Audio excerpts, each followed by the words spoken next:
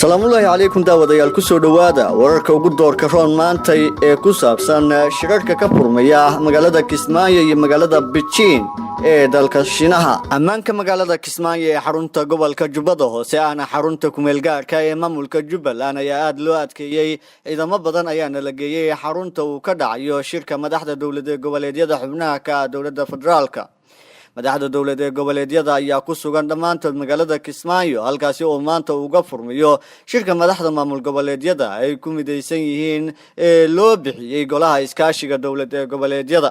waxaa xalay ka dhacay magaalada kulamo gaargaar ah oo hordhac u ahaa shirkaasi maanta ka furmaya magaalada Kismaayo ee xarunta gobolka Jubbada Hoose. waxyaabaha ugu badan ee shirkan looga hadlayo waxaa ugu horeeya khilaafka u dhaxeeya dawladda federaalka Soomaaliya iyo maamulka Jubbaland iyo culeysyada siyaasadeed ee haysta qaar ka mid ah madaxda dawladda goboleedyada oo ay ku soo wajahan yihiin doorashooyinkii madaxtinimada ee maamuladooda. magaalada Beijing ee dalka Shiinaha maanta waxaa ka furmaya shirka madasha iskaashiga Shiinaha iyo Afrika oo ay sanadkan ka qayb galayaan madax Afrikaan ah oo tiradoodu ay gaarayso 53 madaxweyne. shirkan ayaa waxaa diiradda lagu saarayaa iskaashiga ganacsiga iyo maalgashiga higsiga cusub ee iskaashiga dhaqaalaha iyo dadaalada lagu xoojinayo xiriirka u dhaxeeya Shiinaha iyo dalalka Afrika.